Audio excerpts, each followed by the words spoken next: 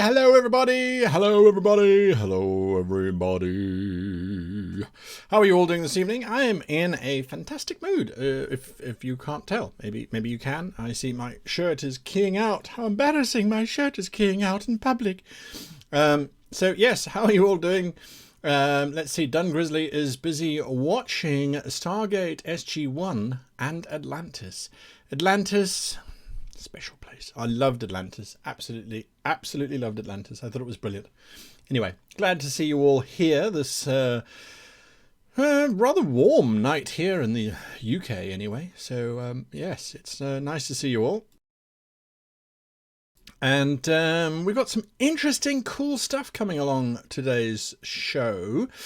I'm so distracted. I don't know where to start. So what I'm going to start with is Dun Grizzly, because you are watching Stargate Atlantis, because you're watching Stargate Atlantis, you are going to get, and I'm going to randomly draw something for you, because I was giving away XP before and say, well, like, what's XP? What's XP? So I'm going to randomly, I've got 3 decks here, which I used in last week's show. I'm going to randomly draw a prize for you, and you are going to get top 2 cards. These cards are provided by Lawsmith. They're called Dungeon Discovery cards. They're absolutely awesome.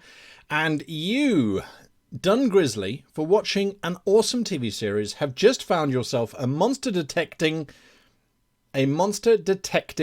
Falcon's hood. So it is a hood for a Falcon that detects monsters. That is what you have just found for watching Stargate. So there you are. Do with that as you will. So yes, right. Now, today we've got a lot to talk about. We've got your questions to answer, if you have any. I mean, obviously, role-playing has been cut back a little bit because, well, we're all over the place. My role-playing has done the exact opposite. I don't think I've ever played so much in my life, which is fantastic. I mean, it's a lot of fun. And I'm particularly enjoying preparing for my next season, my next long season. And that I knew, you load up all the web pages you think you're going to need, and then you forget the one that you need. So an important announcement, I'm making it now, and I will make it again at the end of today's episode, is this is the last live sessions with a GM on this YouTube channel. Twitch stays the same. So if you're on Twitch, you're fine. But for YouTube, we are moving back. We are moving back to our Great GM RPG Sessions channel for all of our live stuff. I will share the link because it is horrid. It is an horrid link, and we tried to get a nicer one, but it takes time and subscribers and all that usual mumbo jumbo. So we are going to be going here. Now this is definitely oh shut up. This is definitely going to update, and it's going to change. This is kind of our old look. We're getting there. We are getting there. But this channel has a whole bunch of player videos on it. If you didn't know about these are player videos. A lot of them we redid for the Great GM channel. But it also has all of my old role-playing shows on it. Some awesome role-playing from a whole bunch of people from all over the world. But this will be the new home of all live content moving forward. And so I hope that you will like and subscribe to the channel. It was very active, and it's going to go back to being active. So remember that. So next week, Sunday, if you are on YouTube, all 40 of you or so that are watching right now, we will be on this channel and not on the RPG channel. So there you are. Beyond the Six says, if you haven't watched The Windswift, you should. Yeah, The Windswift was an absolute blast to run. It was one of the first kind of shows, and you can see we did a lot of Windswift. There is a lot of Windswift. It was an epic campaign. Just some amazing role players. And wow, good grief, look at how it's all changed over the years. And then Bacon Battalion, even earlier. Wow, good grief, that's going way back. Anyway, so there's lots of options for you there to go and check out. Now, today's episode, we're talking about 2 Kickstarters, and we are giving away a prize. We're giving away a spectacular prize, if I might say. And it's not because I absolutely love their software, but it is a big prize. We're giving away a prize that I happen to win because I'm just going to move this down here. I happen to win this because people voted for me. Now I am talking about, let me head on over here. I am talking about the dungeon. Oh, what is this doing open?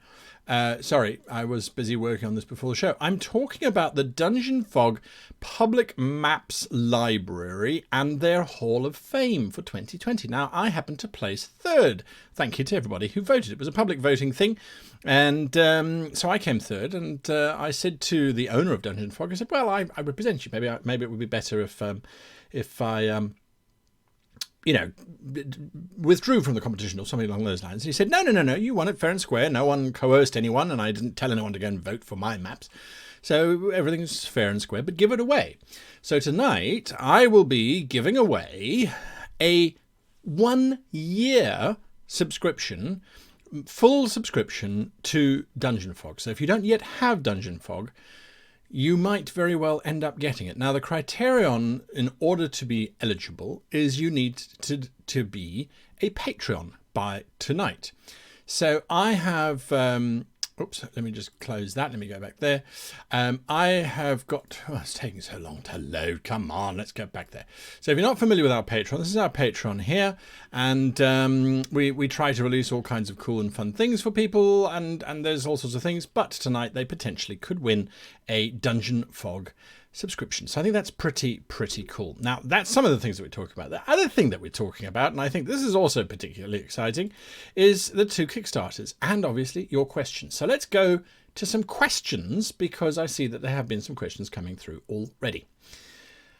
Let us jump into it. Wow. Okay. So Watcher2417 says part 1 and part 2 questions. Okay. Lovely. Part 3 will be coming out next summer, and part 4 will be directly to DVD, I think. So Watcher2417 says, I divide my first campaign into 4 acts, and in each certain events are to take place. What do you think about my players having certain experiences, such as you learn what the villain is up to? Okay. And then question 2 of 2, is it the same? Is it the lead on? No. Okay. It's a separate question. Oh, getting sneaky there, trying to put them 2 together. Anyway. All right. So in terms of the players having knowledge of what's happening elsewhere, there are lots of times where we want to perhaps, I don't know, give some insight into what's going on. We want to do a little cutaway like they do in films. Films all the time, they cut away to the villain or to some calamity that's about to happen. They do that in film because they are building up tension with the viewer, with you as the audience member. You're watching this and you suddenly see the villain planning something dastardly that the heroes don't know anything about. It creates a huge amount of tension. When we do that in role-playing, though, it doesn't create tension unless you do it very, very carefully. So it doesn't create tension if the players get to see who the villain is and what the villain is doing if they don't know who the villain is. It also doesn't create tension if the villain is doing something that they have no option or opportunity to stop. So it has to be something that the players can see. They kind of might not know about it, but it's something that's not going to give them too many spoilers, and it provides them with a sense of direction. Now, it can feel very meta, and it can lead to lots of metagame issues. So I would only do it with an experienced group of players. And even then, I would err on the side of get the guys to come together for a session and hand them out NPC sheets that they're going to play for that day. And those NPCs are guarding the dungeon that the villain will attack. But the NPCs are guarding it because they're waiting for a treasure to arrive. And the treasure arrives and there's an early attack which they manage to thwart, or they fail, which then leads the party in. It does, though, very much feel like you are setting up the players to go on this quest. So make sure that you have got experienced players who understand what you're doing and are not going to play the session and then go, yeah, well, we don't want to go to that mine place because we've already fought those monsters, or we've already kind of beat it. So just be very, very, very, very careful about that. Right. So you've asked two questions at once, which I'm going to say, can you ask the second one later on so that we give someone opportunity? Otherwise, I can see what's going to happen as everyone's going to ask multiple questions. So I'm going to draw from a deck. I've got three decks here. I wish you could see them, but you can't.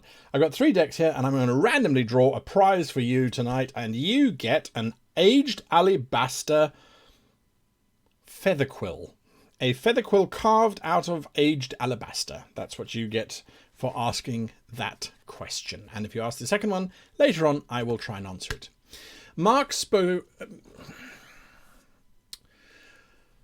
Trey asks, rewatching your campaign creator series for the 100th time. That's wonderful.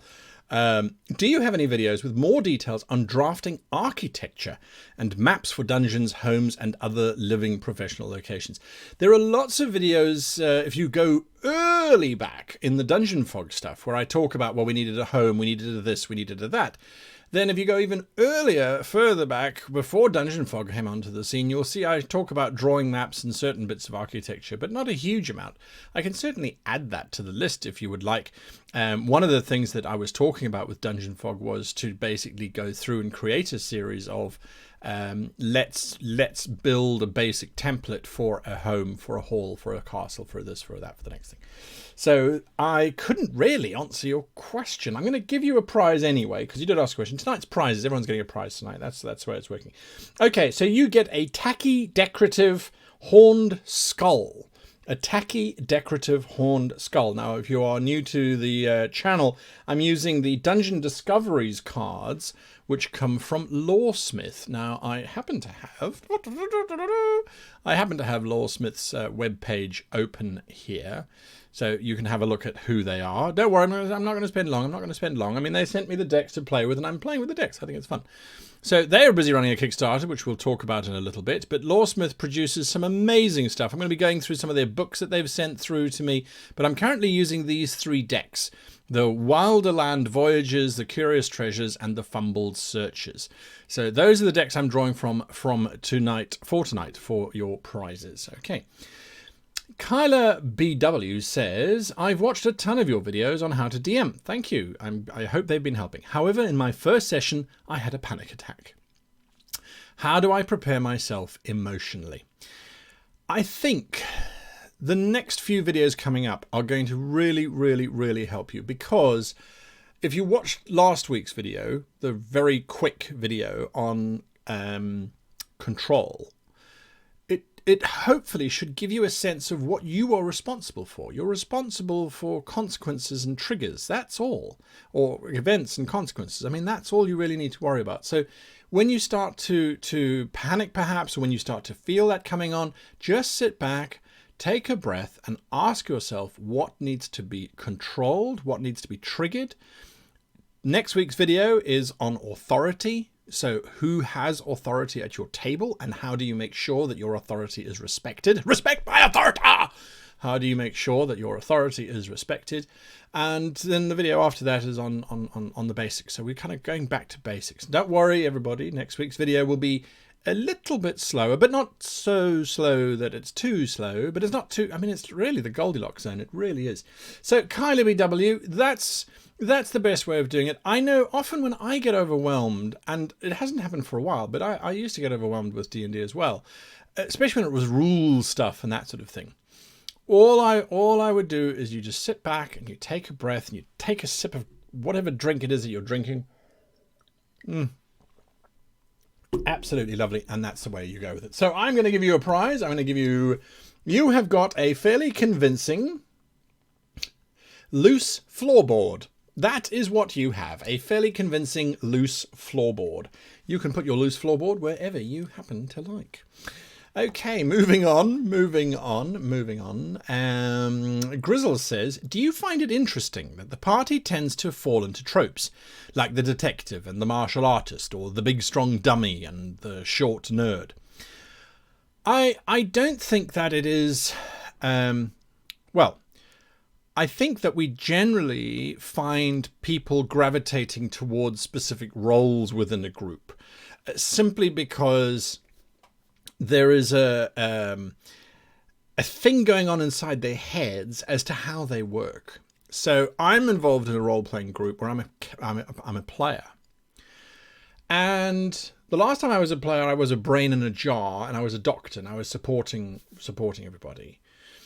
And this time around, I'm playing this absolutely insane barrister from Victorian England. It's a lovely game, and I'll talk all about it once it's actually started. And I suddenly sat back and I realised, I play the filler-upper person within the group. So I really have no preference, whether I'm playing a fighter or a warrior or a dummy or a this or a that. If I can fulfill a role, I will happily do that. And then I try and make that role as much my own as possibly can. So I think it makes sense that we kind of fall into different roles, because we don't want to overshadow each other, and we don't necessarily... well, yeah, the game often requires different skill sets, and as a result, we kind of gravitate towards those. So when I was writing the Try system, and now the Try Fire system for my new game, I was trying to avoid those cliches and those tropes, saying, well, you can make anything you like, but it doesn't matter, because you've got 5 characters who can all hack into a computer, or 5 characters who can all fire a trebuchet. You're going to have a game master who accounts for that and allows for that to be the fun of the game, and not trying to overcome multiple different things. So I think that's where my set is, my mindset is, and so I hope that has answered your question, Grizzles. You have just got yourself a disease-carrying flock of chickens. So you have a set of disease-carrying flock of chickens. There you are. Right. Play That Game says, how long are you in the UK for? Hopefully until, I would say, possibly somewhere around 2106, 2110, 15, somewhere around there. I plan to die in this country, if possible. I've moved here permanently, relocated. So there you are. Very simple question. And for that, you have managed to find yourself a will-crushing unicorn horn. It crushes your will. There you go. Will-crushing unicorn horn. Dracone says, what are some holiday traditions that you have made for your worlds? Oh, wow, that's a good one. Oh, I've forgotten to be scrolling with the actual... Oh, my goodness, there's so many questions. I'm never gonna get there. Okay, what were some of the holiday traditions that you've made for your worlds? Offhand, I can't think of particularly many that I have repeated. Usually, if I'm going to make up a festival, it's on the fly. It's on the fly. I'm in, I'm out, I'm done. I very seldom keep track of them. Of course, now that I use World Anvil, they can do that. And we've been looking at some interesting festivals. One of them, which I can talk about, we actually designed yesterday on the stream. And by we, I mean all of us who were there. We put together this festival where the main race of our little world, our campaign world, which are like lizard folk, they make war paint out of certain gemstones, and the gemstones and the war paint create these magical tattoos, which give them a little magical edge, if you like. And there's a whole ceremony about going through and how one paints one tattoos and what tattoos one can have and one can't have. So I guess that's as close as I could say we're getting to that. But yes, I very seldom have recurring festivals. I haven't really had a game, I must admit, that has actually lasted longer than that. So that has lasted a whole year, or at least has lasted a year, and the kingdom is still in a state to actually have festivals and things. So there we are. Okay, for that question, you get yourself a hastily painted tombstone. A hastily painted tombstone. Right. Next question. Please remember to put the word question in caps in front of your actual question. Please do that so I can see it nice and bold. You can see them behind me. It's very easy to see when a question is put through. Then I can read it quite easily. Right, so where are we now? Aaron Floyd says, I'm throwing a mass combat at my players next session. Tonight, maybe. Well, fingers crossed, absolutely. I was going to give them certain objectives to complete. Any ideas? They're fighting undead, if that helps. Well, there are lots and lots and lots of objectives that you can give them to complete. You can have them having to go and reinforce certain walls that won't have a lot of guards on them, but are thick enough that they should be okay. When they get to those walls, they'll find that someone has been putting some strange ooze on the walls to melt through the mortar so that the skeletons can push through it. They then have to find the person who's been putting the ooze on, or they have to find a cure or a remedy for that ooze and go from there. So there's that kind of option. Someone has poisoned all of the well water and they have to go into the sewers and clear that out. And of course, it's full of undead crocodiles. Just think of everything that you would do if you were besieging a city. And yes, undead are unending. It's very nice to have an unending army, but there are other things you can do. You can hire people to sabotage. You can do those kinds of things. The party can be sent to reconnoiter. Where are these skeletons coming from? Is there a leader that could be assassinated that if they do that, then the whole army collapses? It's an undead army. It's got to have a necromancer somewhere. Hopefully, maybe. Is that true? We don't know. They can go and find out. So there's a whole bunch just on that. So I hope that answers or gives you some inspiration as to how to think about a siege. So the pressure is that the siege is happening, and whenever the characters fail an objective, the enemy succeeds and their siege works a bit more. Whenever the PCs succeed, of course, then the siege seems to be taking longer, and there might be some hope that something ultimately will come about where the siege is actually a failure. So you win, Aaron Floyd, for that. You win a fragmented barbaric totem. Now, which deck did this come from? A fragmented barbaric totem. That is what you win. Congratulations. Okay. Now, let's see. Lance Pickett's next question says, currently helping my friend of 40 years create a Polynesian, Australian, and MU-based fantasy RPG. With this interesting mix, I am looking for an overarching story hook as a backdrop. Well, it's an interesting one, and I think when you say to me Polynesia, you say to me Australia, the very first thing I think about is long journeys. I think about long journeys, whether it is in sailing canoes, sailing between all those Polynesian islands, whether it is trekking all the way across Australia. It's about long journeys.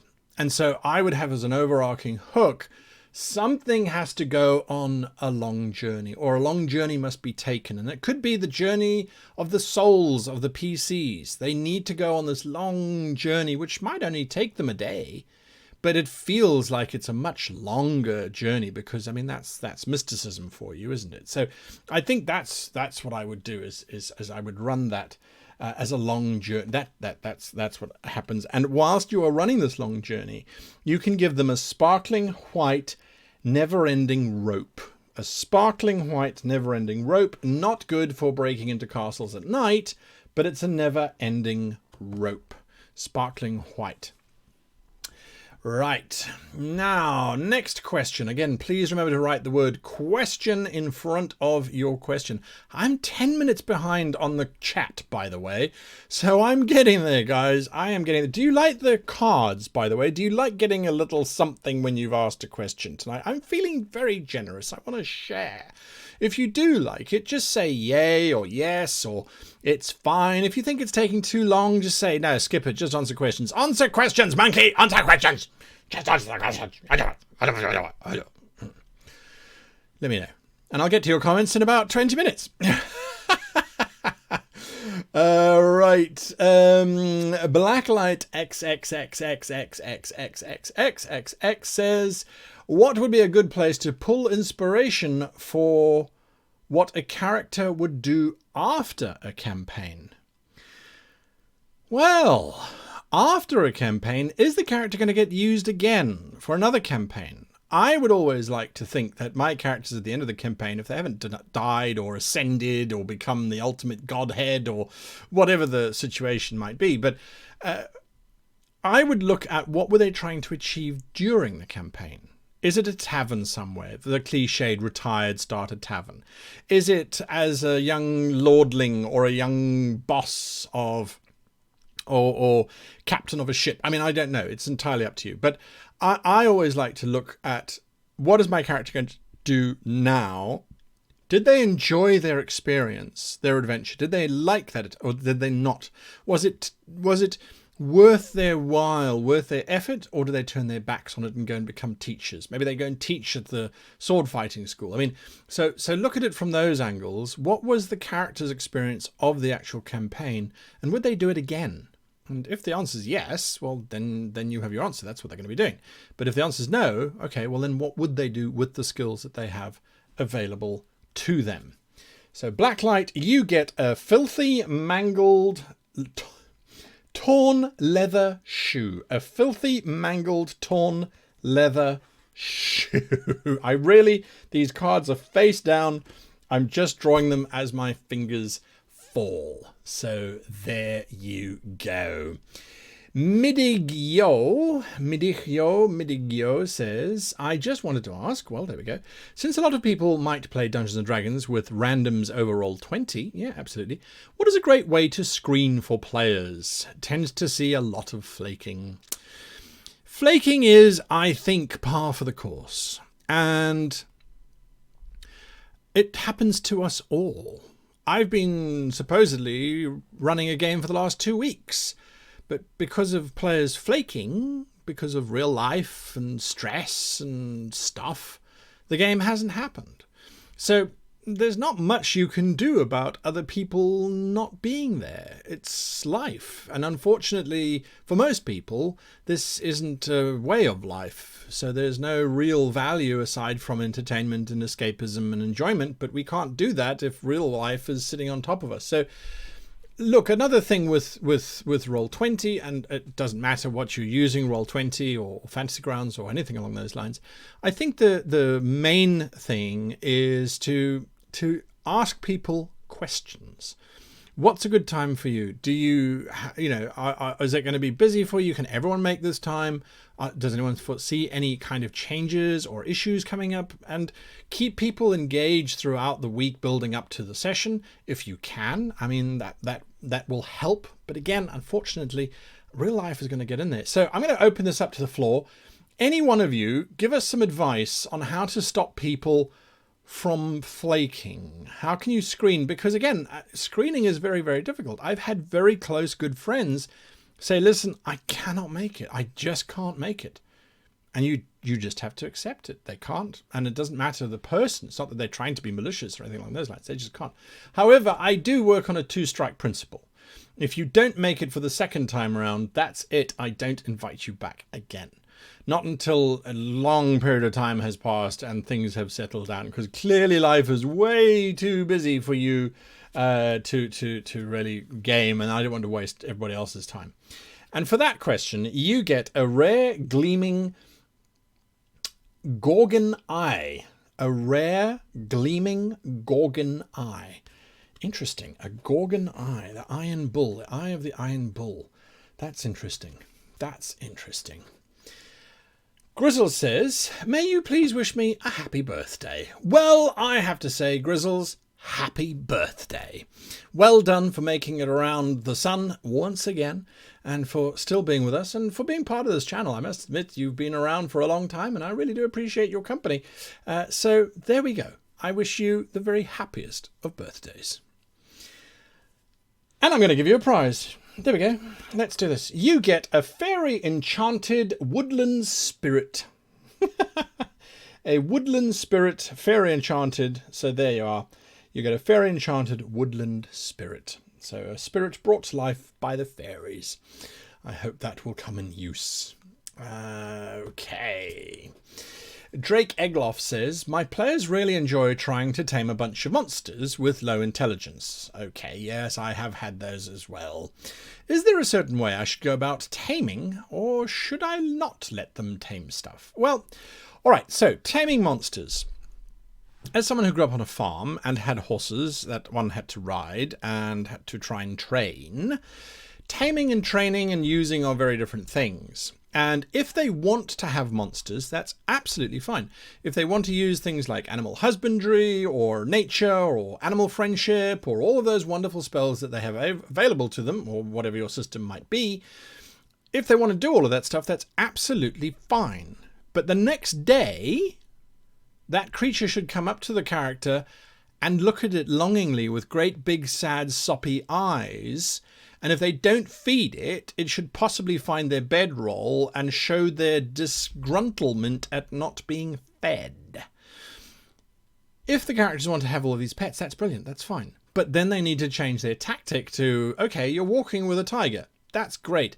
You need to provide this tiger with 45 kilograms of meat every week. Good luck with that. You need to spend an hour hunting. Yeah, there we go. Off you go. So I would try and balance it off. If they have more than one each, right, okay, let's sit back, let's reassess. Perhaps that's the type of game they want to play. That's absolutely fine.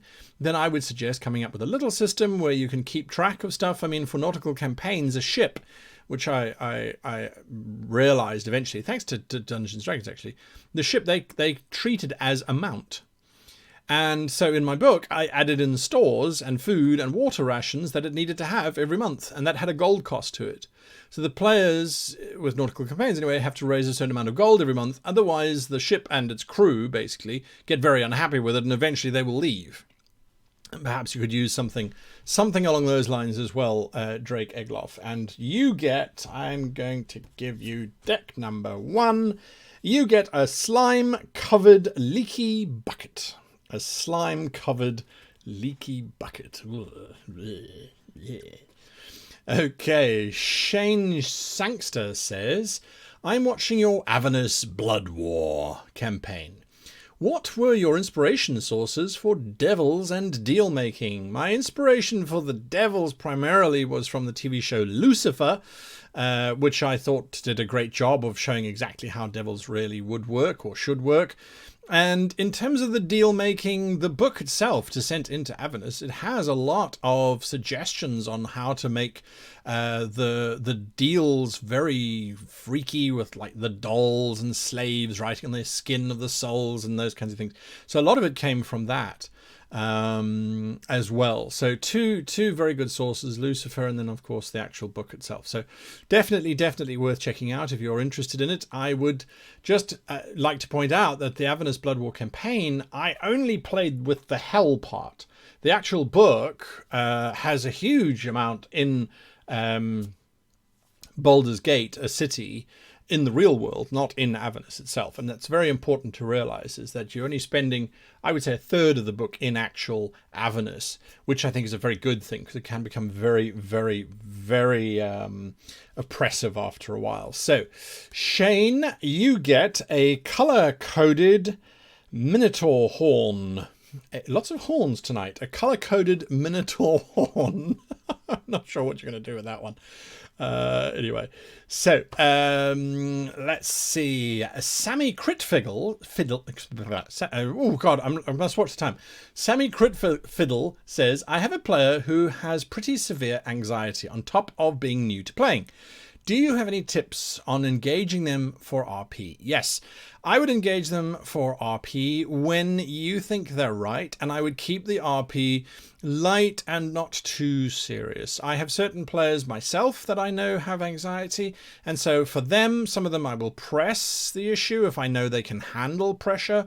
Some of them I will be a lot more lenient on and kind of pull back a little bit. Now, I know that sounds like I'm being unfair in terms of how I'm handling my players, and I'll be the first to raise my hand and say, yes, absolutely. But I want everybody at my table to enjoy the game, and if that means pulling back a little bit, that's absolutely fine. So I tend to then make sure that if there's someone who's going to be evil and mean and really betray the group, and the decision that the person is going to be making really is going to be a major pivot for the entire story, I'll give that to players who can handle it and will roll with the punches and laugh it off, rather than to players who might suffer from anxiety, or did they make the right choice, did they make the wrong choice. I will never forget, I had a player who had incredible anxiety, and he laughed about it, but his biggest fear was making decisions.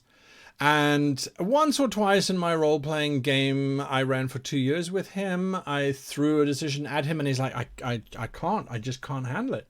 I can't handle it. And I realized I had tried to push too far, because I'm horridly bombastic when it comes to making decisions. Ask me for a decision and I'll give it to you. It's not a good one, but it's one that you'll get straight away. So anyway, that's how I do it. And for you and your anxious friend, you get a strangely twisted illusionary pond. Well, it would have to be illusionary if it's strangely twisted, isn't it? Okay, we've done lots of questions. We have done lots and lots of questions. And Grizzles, I see you're getting happy birthday from everywhere. I think that's wonderful. Absolutely, absolutely wonderful. So before I get on to more questions, we've got to give the devil his due, as they say, although there are no devils here tonight, unless you take me out for a move-in dinner first. So let's go and have a look at some Kickstarters. Now, you might remember these guys. You should remember these guys. Easy Roller dice. Now, the package finally arrived. These dice, these particular dice, came from Easy Roller to Japan. They were with me in Japan, and then they got sent from Japan back here again. These are their metal dice. Now, these I would call Borg dice. Now, they're going to be very weird because they're actually green on black, but they're keying out. And these are the most precise metal dice I have ever seen. They're beautifully weighted, but the D4, the D6 is like one of those infinity cubes that it's just got so much power in it. Anyway, they're making these metal, and Easy Roller dice make awesome dice to begin with, and dice trays. You can actually see I've got my Easy Roller dice tray back here, which I use for rolling all of my dice in now that I do a lot more online role-playing stuff. But they are also running a new Kickstarter, and I think it's one that you might be interested in. Elvenkind metal dice. These dice are absolutely beautiful. And they've raised the money that they wanted, so that's brilliant. But they are really pretty, and they've got a double bevel on the edge, which I think is awesome, made out of aluminum or aluminium, depending on where you are in the world. Some very pretty dice. Now, I'm not a huge fan, I will admit, I'm not a huge fan of difficult to read numbers, but I think these are fairly clear. They're not too similar. The 9 and the 6 are the usual big ones. The 5, I think it stands out. The 5 and the 2 are my big gripes, but I think these dice are absolutely beautiful. I mean, they're so thematic. If you're playing elves or if you're playing a sci-fi kind of game, these almost look like Cylon ships, don't they? They're absolutely stunning. And they're going to be unlocking things. And they've got wonderful dice cups, which I can show you some of their dice cups that they sent me. But look at that. I mean, that's just beautiful. It's beautiful. Absolutely beautiful. Anyway, you can get these, and they've got a whole bunch of ordering lists and stuff. So I will post this link up for you. They sent me the link, which I was supposed to share. So I'm going to share that with you now in chat. If you are interested in these very pretty dice. So there you go. I think that's well worth a look and a mention. So they've been sponsors of this channel for a while. We really like them. And so if you like metal dice, those are really cool. I can vouch for the original metal dice. These are, like I said, absolutely amazing. Okay, now in my silliness, I have scrolled the chat all the way down to the bottom. So I'm kind of catching up now very slowly with y'all. Look at that. Happy birthday from Ben Nicholson. Grizzles, look at you. There we go. Happy birthday from Broken Dice. It's awesome. Absolutely awesome. Mama Monstrosity, I hope you are still in the chat. I didn't see this amazing donation. Thank you so very much. They really are, really am appreciative of that. Mama Monstrosity says, how can I make other schools of magic scary? I've been depending on necromancy too heavily in my horror noir game, and I want to subvert expectations for my players. And you are the best. Thank you, Mama Monstrosity. So firstly, Mama Monstrosity, I'm going to give you from this deck here, Mama Monstrosity, you win a blazing hot... Oh, we had that one last time. How amazing is that? A blazing hot mustache wax. I must have put those cards back in the same order. Wow, okay. I'm going to give you a new draw because you can't have two blazing hot moustache waxes. So instead, you've got a finely woven druidic staff. That must be those branches intertwined with each other. So you have a finely woven druidic staff for that. So how do we subvert expectations? How do we subvert the idea that necromancy is evil? How do we get around that? Well, if you think about the Scarecrow from Batman, and even if you don't know who that is, the illusions that he conjured up in people's minds were nightmares, were absolutely terrifying. So I think that I would look at it and say, well, illusion magic, we don't think of it as particularly powerful. But if you're throwing up all of these illusions that the players' characters don't know which is real and which is evil, and they're attacking little kids who actually turn out to be orcs, and then the orcs turn out to be kids, I mean, an illusionist can have an absolute field day. They really, really can.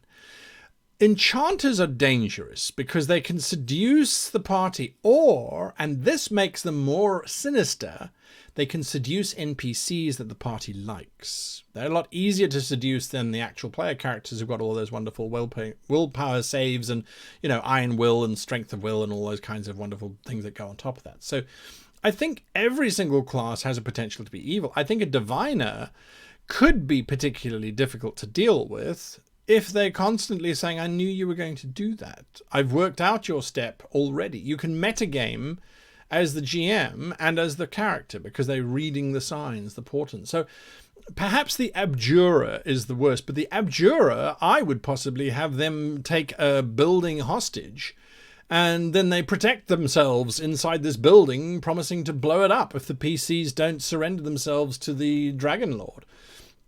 I can certainly see that happening quite easily. So yeah, there we go. That's what I would do. Each one, just look at the dark side. Why do they hate? You know, why, and how can you use that? Yeah, and so that's what I would do. That's what I would do. Okay, I've completely lost my place with the question. So if you have been asking a question and I haven't answered it yet, I'm going to ask you to restart it because I can't scroll back up and figure out what on earth is going on.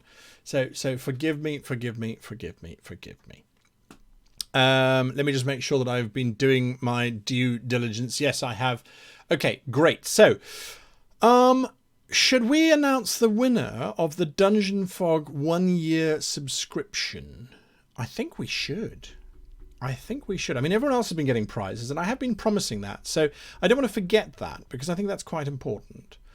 So I have my list of Patreons here, and there are some amazing people. When I look at this list, there are some people that have been with the channel for more than a year.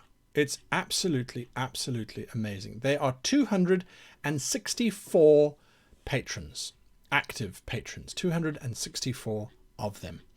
And one of them is going to win this 1-year subscription to Dungeon Fog. Now that gives them access to everything, all the props, everything.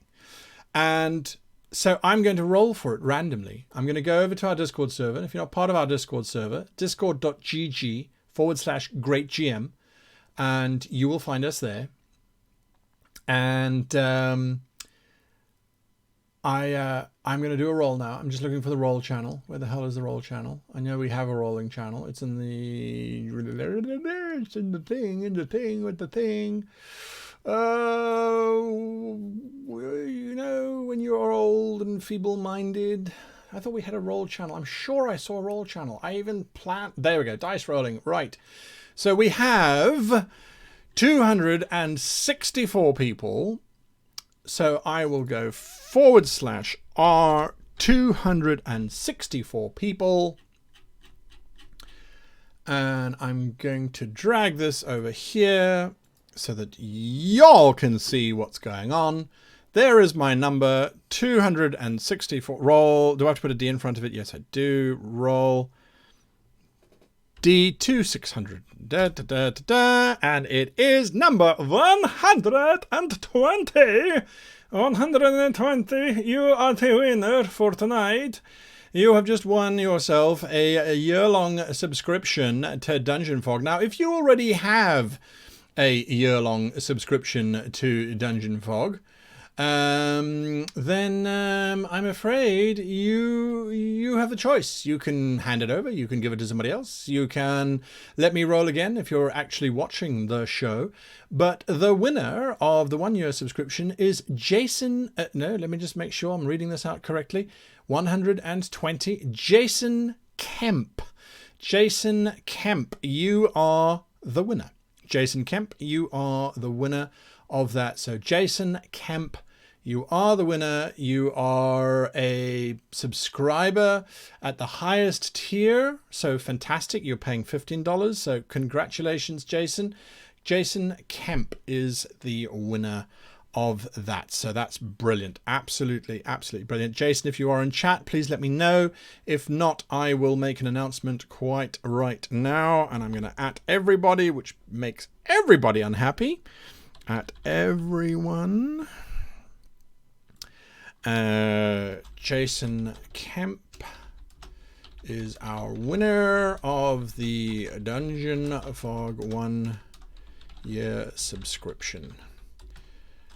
Please get in touch with me and everybody now. Are you sure you want to send this out? You're going to be sending it to more than 5,000 people.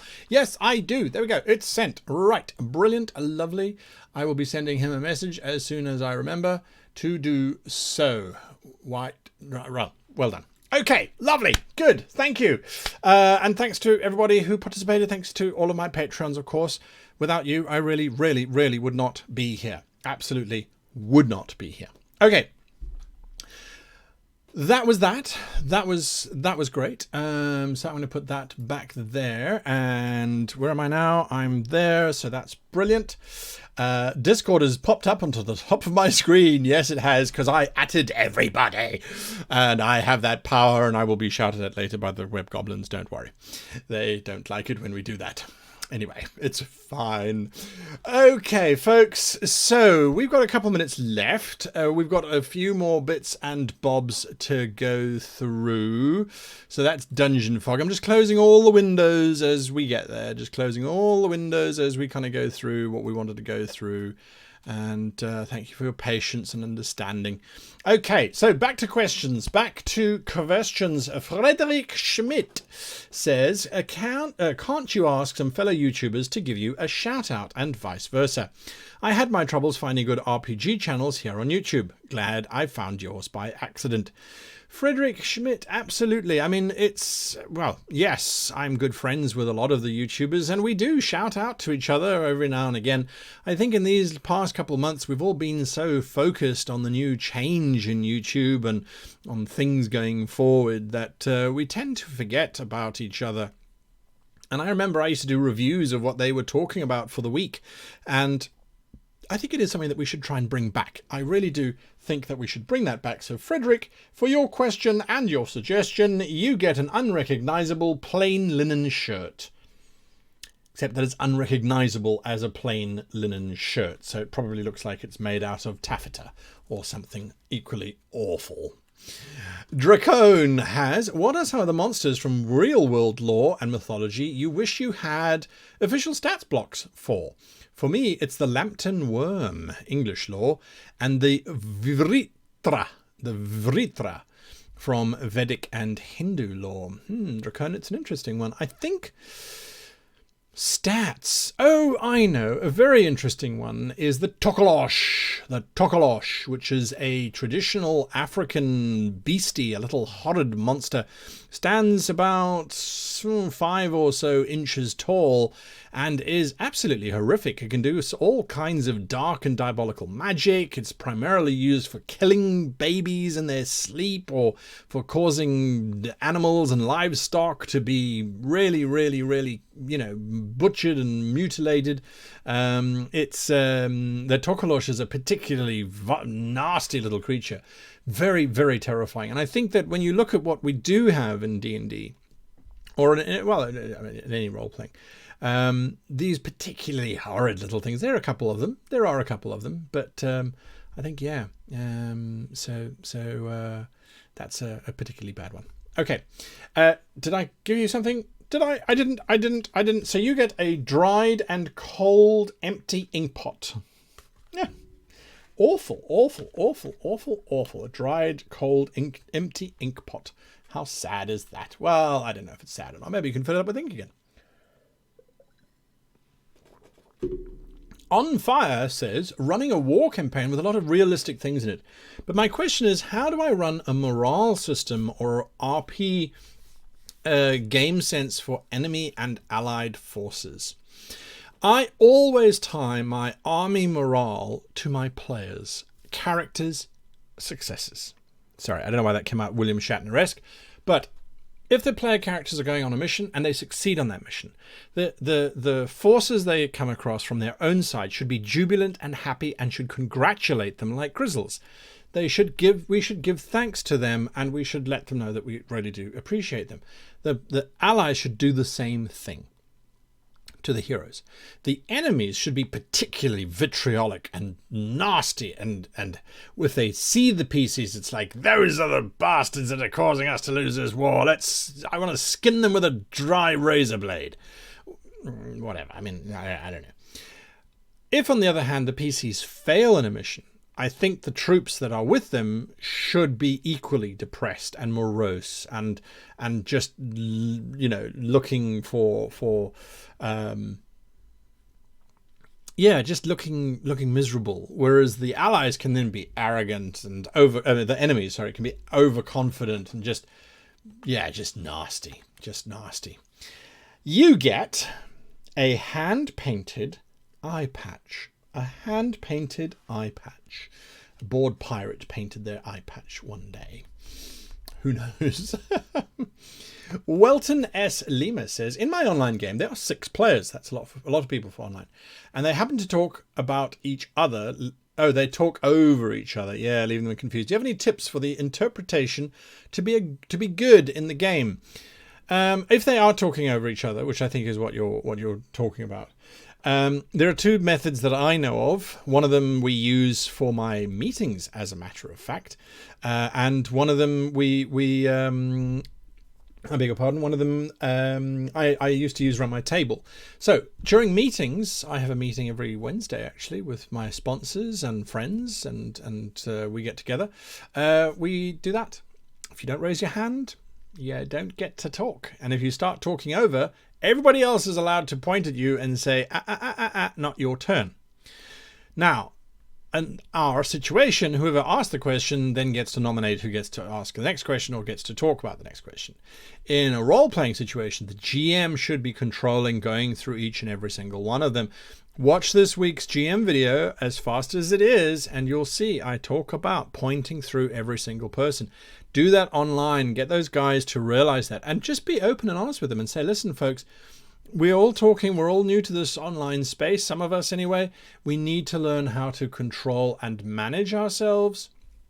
And we need to do so in a civilized way. So I will be doing this. I will be pointing to each and every single one of you. And when I point to you or when I say your name, that's when you get to talk. So I would do that. The alternative method, of course, is that you roll initiative at the beginning of the game. And that initiative is literally your social initiative. And whenever the combat is over, you then say, right, okay. John, you are fast on the initiative. What are you doing? And then we move through to Nancy. So it's still moving through. You have to control them. You really, really, really do. The advantage that a lot of online groups already have when you're watching guys like Critical Role, or even when you're watching my own stuff, is that we've got people coming together to role play, but we have a lot of session zeros beforehand where we learn how to not talk over each other. It's definitely something that has to be practiced. So don't think you'll get it right the first time off. It definitely won't happen. And because of that question, you get a hard-boiled... Have I mixed these cards up? No, you get a hard-boiled horse. A hard-boiled horse. That's what you get. A hard-boiled horse. And maybe you found an ogre place. Boiled horse, by the way, is called chevril. During one of the great wars, the British Empire had to eat their horses because they ran out of food, and they made this grey paste out of boiling down their horses and then putting it onto toast or bread, which was made out of canary seed, bird seed, because they didn't have any grain. So there you are. Very interesting times. Christian N says, is there bad homebrew or unbalanced or morally wrong homebrew? Absolutely, Christian. There is definitely a line. And homebrew, we tend to want, or we tend to stat and favor the things that we like versus the things that we don't like. So I'll give you a great example. Is we were trying to design the Sharkan race. That's the shark people race. And a good friend of mine, and I'm sure he won't mind me sharing this story, Michael Kesevan, he actually came up with the idea of these different species within the Sharkan groups, and he was trying to stat them out. And there is a very specific way in which you stat out creatures in Dungeons & Dragons 5th edition. Most role-playing games will have a basic sort of format that they've used, and then they would expect you to use the same one. And I noticed that he was adding in lots of extra powers, going, but sharks can do this, sharks can do this, sharks can do this. And you go, yes, they can.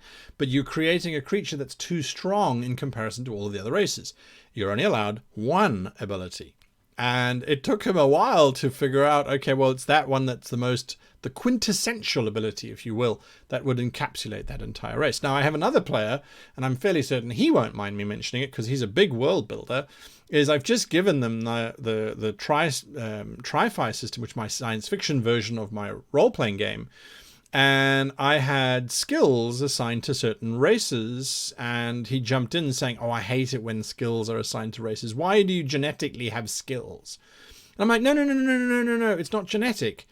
Culturally, you grew up with these skills. So all humans, for example, most of us have got computer use as a skill, and perhaps driving or reading and writing is a skill that we all have as a collective species. And then he said, oh, but monocultures are awful because they're very unlikely to happen and you're always going to get subsets and da-da-da-da. I'm like, yes, but at some point we have to actually draw a line in the sand and say, these are the rules for this situation. So homebrewing is always, I think, about pulling back, removing all of the stuff that you really, really like, and paring it down to the actual basics, the real basics of the mechanics. And so that's my suggestion to you. And as a result, you are winning a green pearl waterskin, a green pearl covered waterskin.